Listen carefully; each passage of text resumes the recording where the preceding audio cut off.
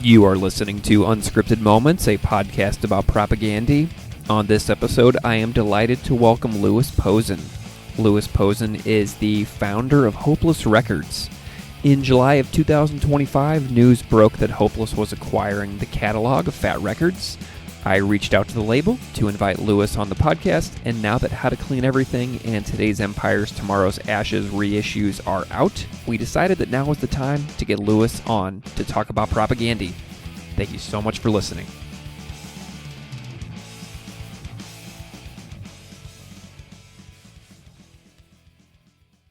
Louis Posen, welcome to Unscripted Moments, a podcast about propaganda. Thanks so much for having me. I really appreciate it. I'm delighted that you're here, and I'm just wanting to kick this off a little bit. If you can just kind of tell the listeners of this particular podcast, fans of propaganda, a little bit about you, who you are, and what you do. My name is Louis. I'm the founder and president of Hopeless Records, and I guess now the caretaker of Fat Records. I grew up here in Los Angeles, California. Big music fan.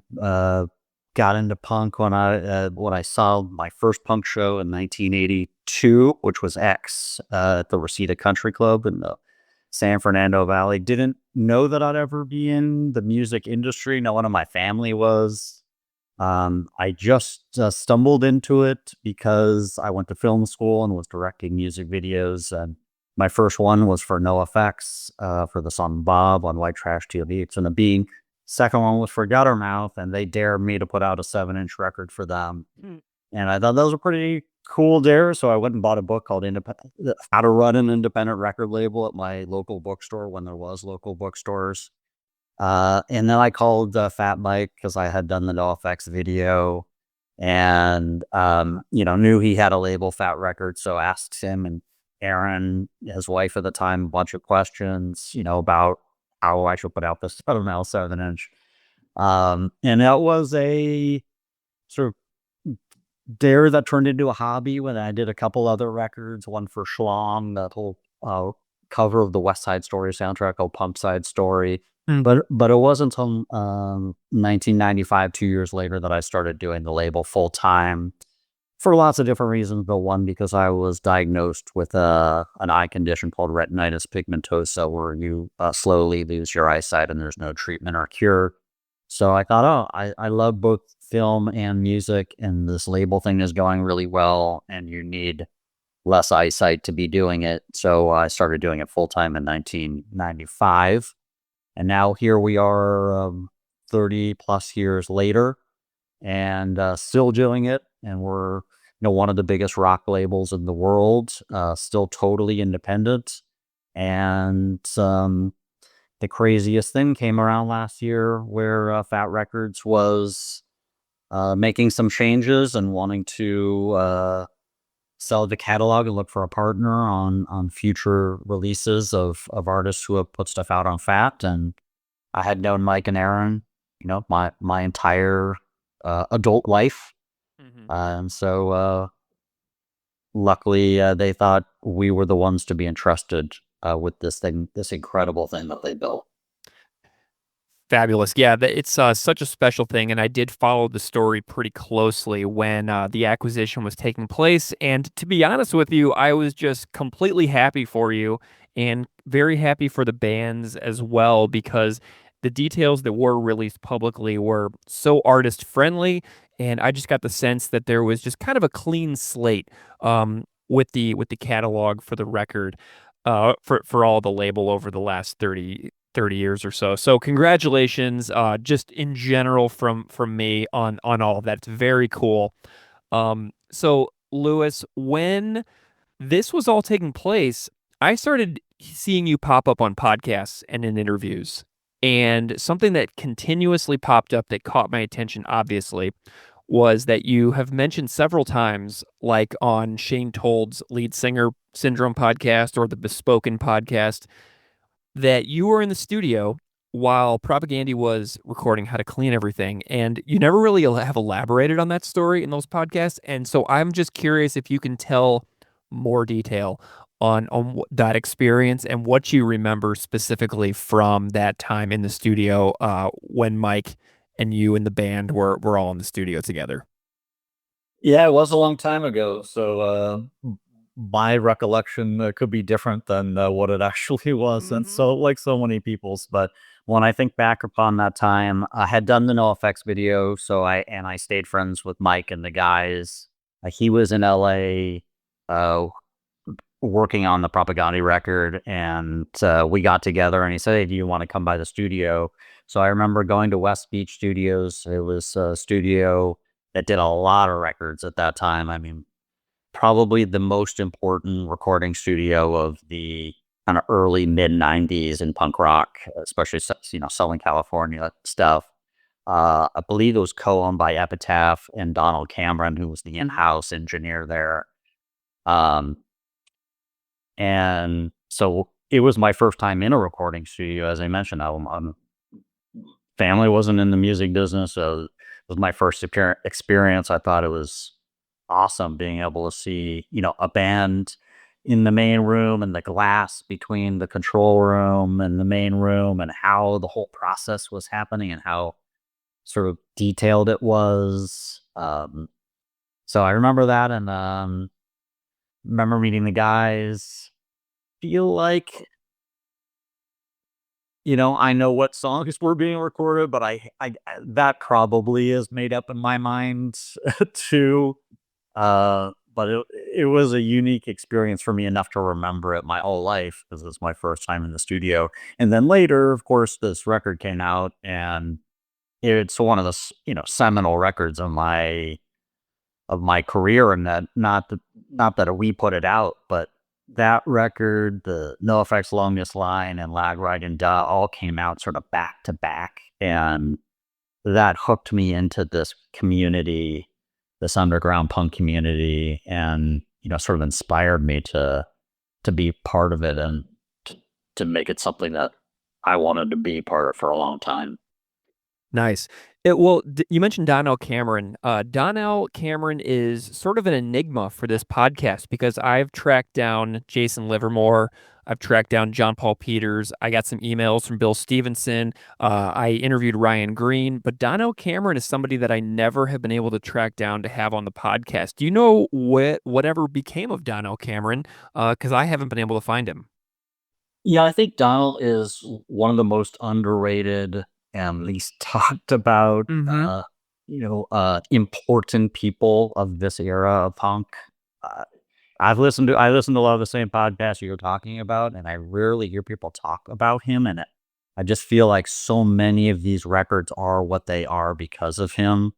And even Hopeless. I mean, our first few releases were all recorded at West Beach with Donald. I spent a lot of time with him. What an amazing guy, and what a brilliant artist himself, and how he made these records. I lost touch with him. I believe he moved back to Canada at some point. I don't know if he still lives there. And I was recently talking about him with somebody. It might have been Chris Hanna. And they had said that they had been in touch with him a few years ago, and they were going to try to get me reconnected to him, because I'd love to talk to him, just share stories of the past. But I hope I do find him, and if I do, I will connect him to you, and you should definitely interview him. Yes, that's what I'm talking about. I love how little connections lead to new connections in the world of podcasting. It is one of my favorite things about this is the word of mouth recommendations. So you just mentioned Chris. Since the acquisition of Fat by Hopeless, what is your relationship like with Propaganda today? What have you been doing to build this relationship that fans are seeing come out in some new reissues? Yeah, so our relationship with the band actually goes longer and deeper than just me being in the studio and being a fan, of the early records when they came out. Um, a few more years into Hopeless, we ended up putting out the Weaker Thans records, licensing them from G7. Yes. And so I dealt with Jord and Chris because they were running G7. And we ended up, working closely on the Weaker Thans. And then we distributed some of their other records, I think International Noise Conspiracy. And I feel like there was another one, and then we I think they were the ones that connect us to Small Man Records. I don't know if you remember them. Yes, I do. And we ended up distributing like Monine and Randy and some other Canadian artists. Um, so yeah, our my relationship goes way back with those guys. So it was not weird or uncomfortable to pick it back up when this bad thing happened. And yeah, so and our team is made up of people who are fans of the band, and so everyone's super excited to be working with them. And so yeah, I've had a few conversations with Chris and some email exchanges, and we're talking about things like anniversaries of the records and reissues and things to do with that, and some of their self-release stuff if they want us to press vinyl on that, and there's a myriad of things we're talking about, but it's just awesome to be back in touch and work out with them. That is actually incredible because Supporting Cast was a record that they thought they were recording it for Fat Records. Chris has talked about it on his podcast a lot. And then the relationship with Fat and Propaganda didn't work out, as a lot of people know. And then they did the stuff with Small Man for Supporting Cast. But then Supporting Cast kind of fell off the radar. And it is truly, I'm not even joking with you, my favorite record that I've ever heard in my life. It's my favorite record of all time. And so it's so sporadically available. So Yeah. to hear that those conversations might be taking place for, in my view, the greatest record of all time is pretty exciting. So that's a nice little nugget there. So thanks for letting us know about maybe that in the future. That'd be super cool. Yeah, well, that's you just mentioned the title we're talking about, and we're very excited about possibly repressing that and making it really nice, and yeah, so hopefully that'll happen. Yeah, cool. And if it doesn't, it doesn't. But if it does, that's amazing. And I'll just say that my favorite Chris Hanna written song of all time is the title track from that record. I've been, obsessively talking about this band on this podcast for almost 6 years now, and that is the song that I can never seem to topple as my favorite Chris song ever. So what an exciting little tidbit. Thank you so much for letting me know about that. Um, so you recently re-released Today's Empires, Tomorrow's Ashes and How to Clean Everything. Um, how was the band involved in these reissues? What is the label excited about for what you currently have out? Because I've been seeing those pop up in the world. It's very exciting. So what's everybody's conversations like around How to Clean and Today's Empires? Yeah, so we typically talk to, bands about what they're looking for in a reissue. Do they want to add songs? Do they want to change art? Do they want to just change colors of vinyl? And so those things happen.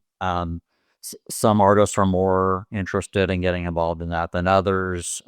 Christina, who heads our production, is a huge Propaganda fan. So any excuse for her to communicate with the band is exciting for her. So she's been having those conversations with Chris, and yeah, so ran those reissues by him. Those came up pretty quick because they happened not that far into um, us taking over the catalog, and we wanted to get stuff out that was out of print and what fans have been asking for. But then there's some other stuff coming up where we have more time to work on it, and hopefully we'll be doing things like adding songs or changing art or doing things that the band might be interested in, making it different than the original. Excellent. So, question. So the stock for Fat had to have been at their office up in San Francisco in the Bay Area. What is the process like for getting existing stock to you? Has that location, that office in San Francisco, continued to operate as they're selling off stock before you guys take control in LA? What's that process like? I love your interest and level of detail in this. Oh yeah, yeah. Oh yeah, that's a whole, they've got 35 years of stock, right? So yeah, our team's been working with them, and we've been sending some stuff directly to different distributors around the world from San Francisco, and then some stuff here down in Los Angeles. And we're still in that process because it's just an overwhelming amount of stuff. Mm. Yeah, that's really, really cool. Because San Francisco and LA are not super close to each other. So getting all that existing stock down to where you can actually package it and use it and sell it is it got to be just a monumental endeavor for sure. It is, and I should give a shout out to Pat and Bart at Fat Records because they've been, a huge part of that process and getting everything organized and even packing stuff up. So big shout out to those guys. Yeah, I got a question for you about the relationships of bands. We were just talking about you kind of reconnecting with Chris, but I also should say that I want to have Christina on the podcast to talk about being a fan of the band as well. So she is invited. I am saying it publicly. So if she ever hears this, Christina, come on the podcast. I Um, just talked to her right before I came on with you, and I said I'm coming. Greg's podcast on Propaganda. So I asked her what should I say. She said how much I love the band. So there. she's got to come on. She's got to come on. We can talk about it in more detail, and she can pick songs and stuff that are like her her podium top three propaganda songs. And we can dig into them. That'd be fun. Okay, so Fat has this really deep catalog. Fat, Honest Don's, long running bands, but there's also long defunct bands. And I'm wondering what the process is like for you and the rest of the staff at Hopeless to kind of get to know the people, the vast amount of people that have been spread out over the years of the label's history.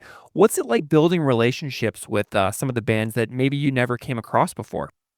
Yeah, I mean that's part of what comes with this. Luckily, I know a lot of the bands from over the years, especially the early bands. So it's very easy to transition to talk to Strung Out and Less Than Jake and some of the other Lagwagon. Of course, I've known Joey forever and did a directed music video for Lagwagon back in the day.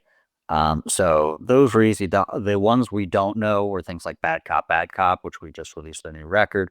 But yeah, we get to know them the way we get to know Hopeless artists, which is just be available and open and talking and learning what their vision is and where we can help support where they want to go. And some of these artists are active like Bad Cop and some are inactive but still want their records to be repressed and a focus on those albums that were important part of the Fat history and the that artist history. Yeah, I mean, there's so many too. There's like Diesel Boy and Teen Idols and Limp and, Bracket and Wizzo and Consumed and Goober Patrol. I mean, there's so many. Have there been any bands that have been long defunct that have gotten in touch, like wanting to be involved, even though they broke up years and years ago? We're working on one right now with Nurture. Oh, And sweet. yeah, and we're putting out a reimagined version of their self-titled record that wasn't on Fat. And it was on a major, and they're doing some reunion shows and some other things. So it's awesome to get to work with those guys. So yeah, there's going to be, I'm sure, these coming up. We have the Good Riddance record, which is not a defunct band by any means, but they take their time between records. Yeah, so it's awesome. Awesome. So we got a couple more propaganda records. Less Talk More Rock actually turns 30 years old in 2 months, almost 2 months to the day when we're recording this. I'm working on a anniversary celebration episode of the podcast for the 30th anniversary of that record. And then Potemkin City Limits just turned 21. Is there any you know secrets that you want to spill about any plans for Less Talk or Potemkin in the future? I may or may not spill stuff, but I don't actually know what the plan is on Last Talk. I knew the anniversary was this year, so Christina's the best person, but I'm sure she'll want to save some of that for a public launch. But for the deep fans here, I'm sure she's got something to give away. But what an awesome record! So excited about the anniversary. Very cool. Well, something that I want to put in your ear is that on Chris's podcast, which is exclusive on Patreon, a couple years ago, he released a song called Pyroclastic Flow, which was an unfinished song from the Let's Talk More Rock sessions Okay. that Ryan Green recorded. And Chris about 2 years ago, recorded vocals for it and released it on his Patreon. So if you guys are looking for a little nugget to do something Ooh, special for Less yeah. Talk, you got to get Chris's thoughts on his finished version that he Right. did in like 2022 or 2023 for his Patreon. So scope it out. Okay. I think that That's you'll like it. great intel. Yeah, yeah, yeah. Sorry, Chris. Sorry. So there's another little thing that came up on this podcast a few years ago involving the band Silverstein. They released a support your local record store 7-inch on Hopeless in 2011, and the B-side contains a Kid Dynamite, American Nightmare, and Propaganda covers. Do you remember this 7-inch from Silverstein? I didn't remember it until you just said it, and now I remember it. That's crazy. Wow. I have to look to see if we got a copy of that anywhere. Man, well, I've got one right here. Billy from Silverstein, he and I met up in Toronto a couple years ago after he was on the podcast, and he gave me a copy of it. So it is really awesome. It's like this green and black flecked vinyl, Yeah. and it's got Fuck the Border from Today's Empires as the cover. And he told the whole story about why they covered that as a Canadian band always coming across into the States. And it's really, really cool. So if you can dig up a copy of that, it is pretty awesome. And it's just Yeah. a freaking great band too, you know? Yeah, totally. Wow, that's really cool. Yeah, we did a whole record of covers for Silverstein. Um, but yeah, awesome band, and yeah, it's a pleasure working with them for a long time. What is so obviously another Canadian band, Propaganda, Silverstein.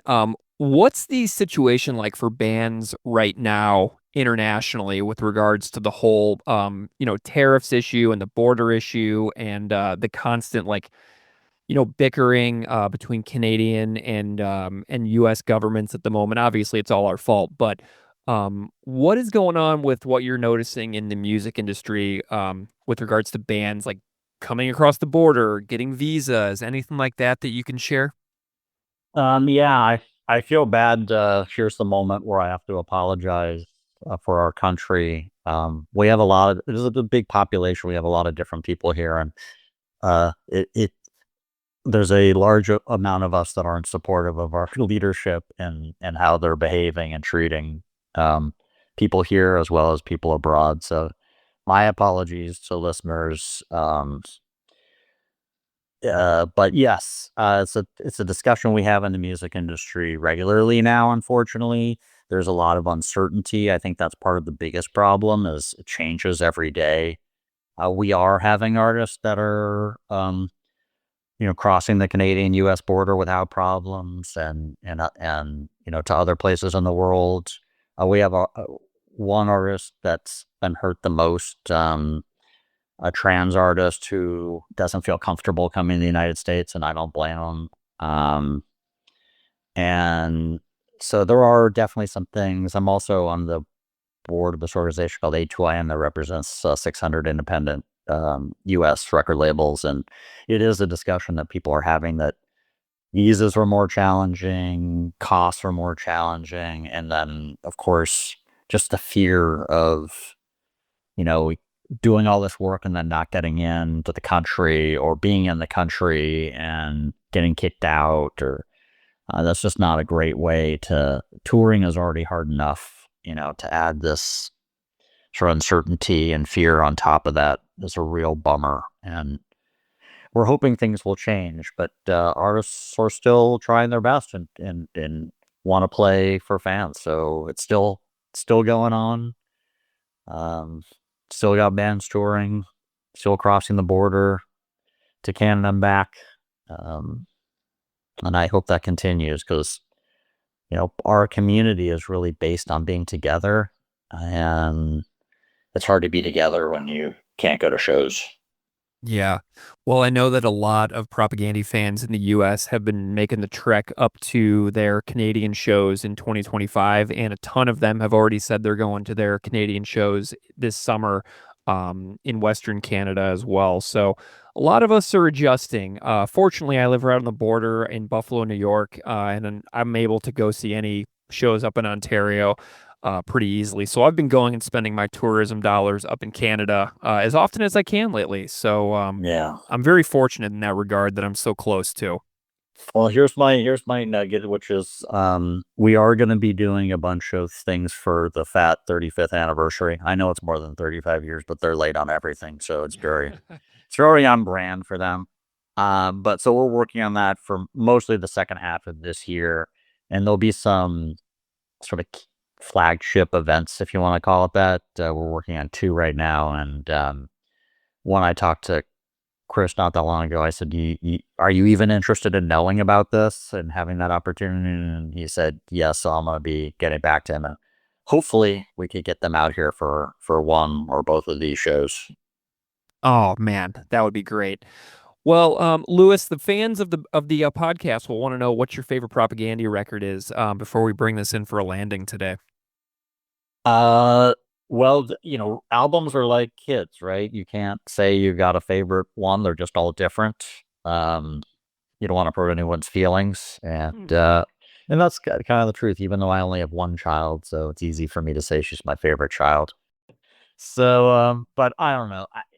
Like I said, How to Clean Everything was such an important album in my life. It's I'd have to put it in my like top 10 albums just because of not just of how great it was and how it made a statement and a unique sound and voice of the time, but yeah, it changed my life really. So it's a big part of my the start of my career. So there's that, but also probably makes more sense now lyrically than it did then. I don't know. It's just that in most of their points that they've made are more relevant now. It's a little bit scary. Yeah, it's terrifying. I've been making a song by song podcast for the last 5.5 years about the band, and we talked about every single song on a full length episode from their 1989 demo all the way up through their DOA cover that they did in 2024, and now we're starting on our At Peace episodes. But one of the most common things that we said on the podcast over the 5 years was, I can't believe that this song is still relevant and getting more relevant by the minute. It's kind of insane how prophetic so many of their songs are. So I'm glad that you appreciate and recognize that as well. Oh, Well, Louis Posen, Hopeless Records and caretaker of Fat Records, thank you so much for coming on the podcast and having a chat with me about, um, you know, seeing propaganda in the studio. What a formative experience in 1993, and telling me some stories about your work that you do at the labels today, and some stories about what you're doing with propaganda. It's awesome to hear from you, and I know the fans of this show and of the band will greatly appreciate your insights. So thank you so much for joining me. I really appreciate your time. thanks for having me.